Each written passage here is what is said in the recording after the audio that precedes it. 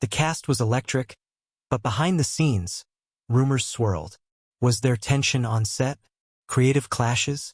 A studio unhappy with Mel Brooks' wild vision? Fans speculated. Insiders hinted. But no one ever gave a straight answer.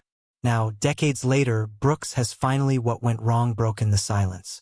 What he revealed isn't scandal, but it is surprising. Here's the real story of what went wrong, what went right, and why the set was nothing like you'd expect. The comedy that refused to die. Here's the kicker. The big reveal? It's not a scandal, a feud, or a lost scene buried in a vault somewhere in Culver City. The truth, as Mel Brooks himself has now reaffirmed in a series of interviews and retrospectives, is beautifully simple. The set of Men in Tights was exactly what it looked like on screen. Absurd, collaborative, and joyfully chaotic in all the best ways. Brooks, confirmed, was a kind of anti-bombshell. He described a happy set, full of seasoned comic actors, young upstarts, spontaneous riffs, and a director, himself, who encouraged laughter as much behind the camera as in front of it. In a time when every modern making of story seems to involve some form of on-set meltdown, it turns out Robin Hood Men in Tights was refreshingly scandal-free. That's the real surprise. Robin Hood Men in Tights didn't have to suffer to be funny. It didn't have to chew through actors or implode under the weight of its own ambition. In fact, what Brooks confirmed was that it thrived precisely because it didn't take itself too seriously, on screen or off. That, in its own quiet way, might just be the biggest twist of all. So why Men in Tights? By the early 90s, Mel Brooks had become a master of the genre spoof. Westerns got the Blazing Saddles treatment. When things were rotten, classic horror found new life in Young Frankenstein. And even the galaxy far, far away wasn't safe from Brooks' sharp comedic scalpel in Spaceballs.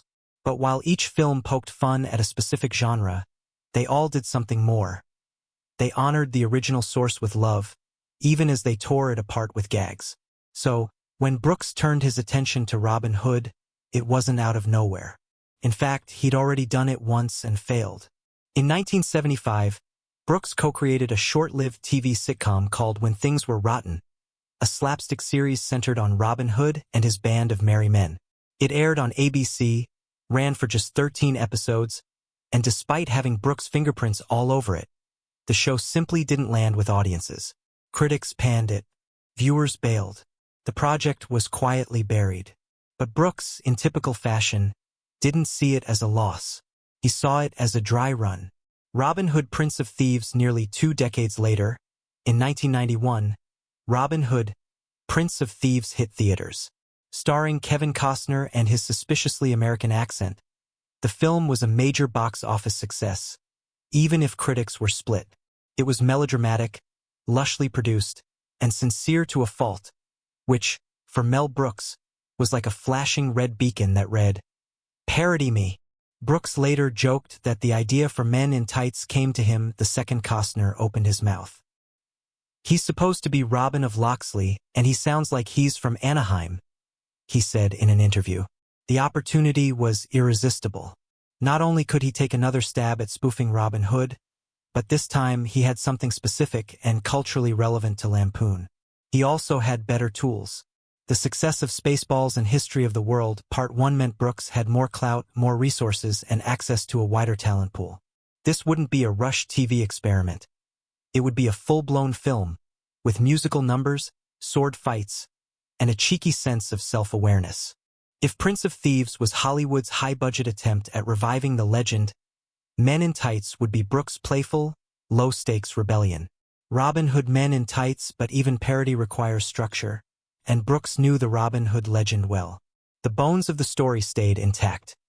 Robin returns from the Crusades, finds his land taken, allies with the poor, falls for Maid Marian, and eventually defeats the evil sheriff. What changed was everything around the story, the details, the timing, the delivery. This wasn't just a spoof of Prince of Thieves, it was a spoof of every Robin Hood adaptation that took itself too seriously. From Errol Flynn's swashbuckling to BBC serials to 80s made-for-TV versions, Brooks was skewering an entire cultural institution, and he was having a blast doing it. More importantly, he was inviting the audience in on the joke. Every time a character broke the fourth wall, winked at the camera, or referenced modern pop culture in a medieval setting, it was Brooks' way of saying, "We know this is ridiculous, And that's exactly the point. What started as a second chance at a failed sitcom soon became something much bigger. A chance for Brooks to reclaim a story he'd never really let go of. He didn't just want to mock Robin Hood. He wanted to own him. Cary Elwes on-set chemistry. Mel Brooks has always had a knack for casting, not just picking funny actors, but finding the right kind of funny for the right kind of absurd. Men in Tights was no exception. With a mix of old pros, up-and-comers, and some surprising choices, the cast became one of the strongest elements of the film. And much like the movie itself, the way they came together was equal parts planned and wonderfully unpredictable. When Brooks set out to find his Robin Hood, he wanted someone who could act dashing and self-aware at the same time. The hero needed to look like he walked out of a romance novel, but also be funny, smart, and willing to look ridiculous. Cary Elwes was the obvious choice. After all, he had just played Wesley in The Princess Bride, a role that walked that exact tightrope. But Elwes wasn't convinced. When Mel Brooks first called to offer him the role, Elwes thought it was a prank. Specifically, he thought it was Jim Carrey impersonating Brooks, playing a joke on him. He hung up, twice. Eventually, Brooks got through, and once Elwes realized it was the real Mel on the line, he agreed to meet and then quickly signed on. For Elwes, the draw wasn't just the role. It was the chance to work with a living legend. "I grew up on Mel Brooks movies," he later said in interviews. "To get to be in one was surreal, and it paid off." Elwes brought charm, timing, Dave Chappelle, and a genuine sense of joy to the part. His chemistry with the rest of the cast, particularly Chappelle and Richard Lewis, helped ground the film's chaos. He played Robin with a straight face, even when delivering lines like, "Unlike some other Robin Hoods, I can speak with an English accent," a direct jab at Costner. But Elwes wasn't just a pretty face. He had actual sword-fighting experience from The Princess Bride, and he put it to use here, helping choreograph scenes and support less experienced cast members during training sessions. If there's one casting decision that has aged like fine wine, it's Dave Chappelle. At just 19 years old, Chappelle had never done a film. He was doing stand-up comedy in New York, trying to get noticed. Brooks saw him audition and liked him, but wasn't fully convinced. It was Cary Elwes who pushed hardest to get him the part of Achu, Robin's loyal sidekick. "I had to fight Mel on that," Elwes recalled. "But I knew Dave had something. He walked in the room and owned it." Chappelle's natural timing and charisma lit up the screen. Whether riffing on modern slang or delivering absurd one-liners, he felt effortless. His now famous bit, "Achu, Richard Lewis bless you," wasn't in the script. It was an ad-lib, one of many that made the final cut. Off-camera, Chappelle was young and a bit green, but well-liked. Brooks would later say that Dave reminded him of a young Richard Pryor. Sharp, unpredictable, and clearly destined for something bigger. He was right. In perhaps the most Richard Lewis casting story ever, the neurotic comedian reportedly only agreed to play Prince John on the condition that he would never have to ride a horse. Brooks, of course, said yes, then leaned into it. Lewis's version of Prince John is a modern-day diva trapped in medieval tights. Whiny, sarcastic, and hopelessly out of place. He was a perfect foil to Elwes' cool-headed Robin, and their scenes together became highlights of the film. Supporting legends Roger Rees, who played the Sheriff of Rottingham, brought a Shakespearean energy to his absurd villain. With a delivery that walked the line between menace and complete nonsense, Rees elevated every scene he was in, especially when fumbling over malapropisms like a chastity belt. "That's going to chafe my willy." Tracy Ullman, as the witch-like latrine, leaned fully into the grotesque, chewing scenery with absolute glee. Her chemistry with Rees was electric, especially during their cringy but hilarious flirtation scenes, many of which were heavily improvised. Mel Brooks, and then, of course, there was Mel Brooks himself stepping in as Rabbi Tuckman, a nod to Friar Tuck, but with a distinctly Jewish twist. It was classic Mel. Silly, self-aware, and completely willing to poke fun at stereotypes. Behind the scenes, the cast gelled quickly. There were no major fights, no creative egos clashing. Everyone, from the leads to the extras, seemed to understand what kind of movie they were making, something silly, fun, and built on collaboration. Brooks encouraged improvisation, and the actors ran with it. The atmosphere was described as campy theater with a budget. Between rehearsed sword fighting, musical numbers, and the occasional on-set prank, it felt more like summer camp than a studio project. And that camaraderie showed on screen. For a film filled with fart jokes, flaming arrows, and characters named Latrine, Robin Hood, Men in Tights boasts some surprisingly sharp action sequences. It might be easy to assume that the fight scenes were all a joke. And in many ways they were, but Mel Brooks wasn't one to cut corners. If he was going to parody swashbuckling heroes, he wanted the swashbuckling to look legit. And so, tucked between pratfalls and punchlines, archery, there's some real swordplay in Men in Tights, not just parody of action but parody through action. While the swordplay was grounded in real technique, some weapons were not. The art of comedy in the film's archery tournament scene, Robin is given a second chance thanks to a deus ex machina. He literally pulls out the movie script and points out that he's entitled to another shot. The crowd agrees, and he launches a heat-seeking Patriot arrow that twists and turns through the air before hitting the bullseye. It's absurd, it's modern, and it's exactly the kind of anachronism that Brooks specialized in. But even in this moment of cartoonish nonsense, there's care in the execution. The VFX team created a convincing arc for the arrow, at least by early 90s standards, and the slow-motion shot of Elvis letting it fly was filmed with the same seriousness you'd see in Braveheart. Brooks didn't want to half-bake anything, not even a flying joke missile. Slapstick was a cornerstone of Brooks' style, going all the way back to the producers and silent movie. In Men in Tights, it shows up everywhere, from the exaggerated sound effects during duels, slapstick to the absurdly elaborate brawls involving frying pans, broomsticks, and the occasional old man wandering through the background unnoticed. One standout moment involves Robin and the Sheriff of Rottingham dueling inside the Royal Banquet Hall. Chairs are smashed, tables flipped, and the sheriff, mid-fight, shouts the self-referential line, "You've lost your arms, but you haven't lost your dignity," just as he's tackled through a serving cart. Another example is the iconic scene with Blinken, the blind servant, who attempts to catch Robin's return to the castle but crashes headlong into a tree. The physical gag is played entirely straight. There's no music sting, no camera zoom, just deadpan impact, followed by a polite, "Master Robin?" It's a moment of pure Brooksian timing. Let's not forget that Men in Tights is, technically, a musical. That means many of the actors weren't just swinging swords. They were dancing, singing, and performing choreographed routines while in full costume. The titular number, Men in Tights, features synchronized movement with tights snapping, feet stomping, and Kane's musical number twirling. The ensemble rehearsed the number for weeks, treating it like a Broadway routine. Some actors admitted in interviews that the musical numbers were harder to get through than the fight scenes. You can fake a sword swing, one joked, but you can't fake rhythm. Yet Brooks, ever the perfectionist, insisted they keep practicing until the dance routines matched the film's chaotic yet precise tone.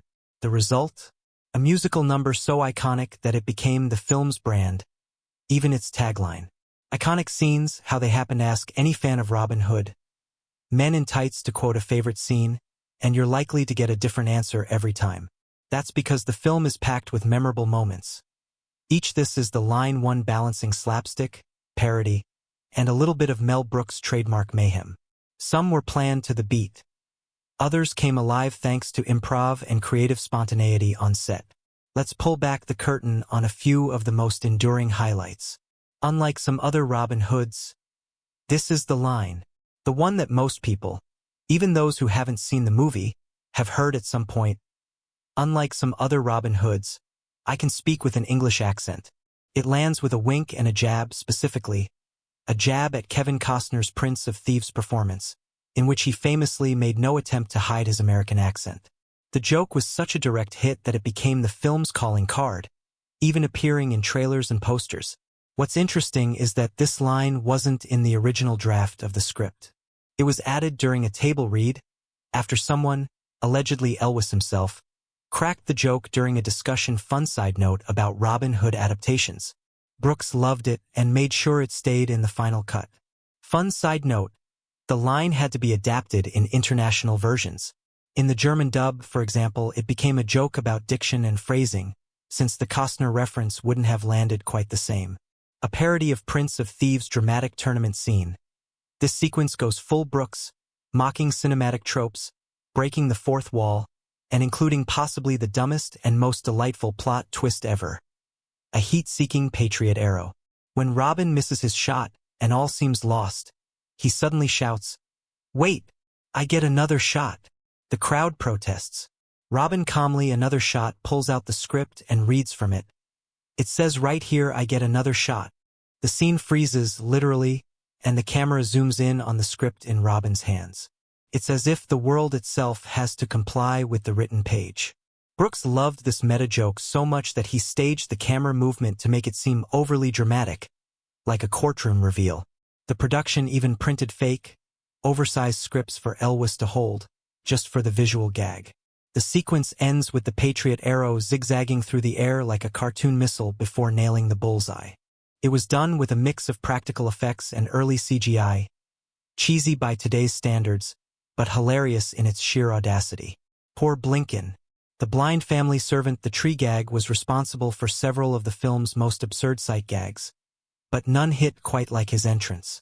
As Robin returns to his family home, Blinken excitedly calls out and walks directly into a tree at full speed. There's no music cue, no flashy editing, just a blunt collision and a polite, "Master Robin?" The joke's effectiveness is in its simplicity. Mel Brooks instructed actor Mark Blankfield to play it with dignity, trusting that the dry delivery would make the physical comedy land even harder. And it did. Interestingly, the tree gag was rehearsed dozens of times. Not because the timing was tricky, but because everyone kept breaking into laughter before the camera rolled. When Tracy Ullman as Latrine and Roger Rees as the Sheriff of Rottingham appear Latrine and Ree in scenes together, things get weird in the best way. Their flirtation is grotesque, uncomfortable, and completely magnetic. One particularly bizarre exchange, about how Latrine changed her name from Shithouse, was half scripted and half improvised. Brooks gave Ullman and Rees the green light to go as far as they wanted, as long as the scene stayed technically PG-13. What they came up with was so odd and perfectly over the top, it became one of the film's cult favorite interactions. You can actually see Ullman nearly break character in a few takes. Her wig shakes from suppressed laughter. One of the most delightfully stupid scenes in the film occurs when Little John, played by the Little John physically imposing Eric Allen Kramer, challenges Robin to a duel on a rickety wooden bridge. They fight with long staffs as tradition demands, but the fight ends when Little John falls into the stream below and begins to panic, flailing, gasping, calling for help, until Robin wades in and realizes the water is only about 2 feet deep. Brooks said the joke worked because we expect brawn to mean bravery. Watching this hulking man thrash around like a child in a kiddie pool flipped that expectation on its head. The scene was filmed in a controlled outdoor set, with water warmed just enough for comfort, though the cast joked that the Brooks behind the camera mud smelled like sadness. Brooks behind the camera, it's tempting to imagine a Mel Brooks movie set as pure bedlam. A bunch of comedians throwing pies and yelling punchlines at each other until someone yells, "Cut." And sure, there was laughter, improvisation, and more than a few ruined takes due to actors cracking up. But the truth is, Mel Brooks ran a tight, pun very much intended, ship. If anything, Brooks directed with the precision of a choreographer, one who happened to wear Groucho glasses and throw in the occasional fart joke. Robin Hood, Men in Tights wasn't chaos for chaos's sake. It was highly controlled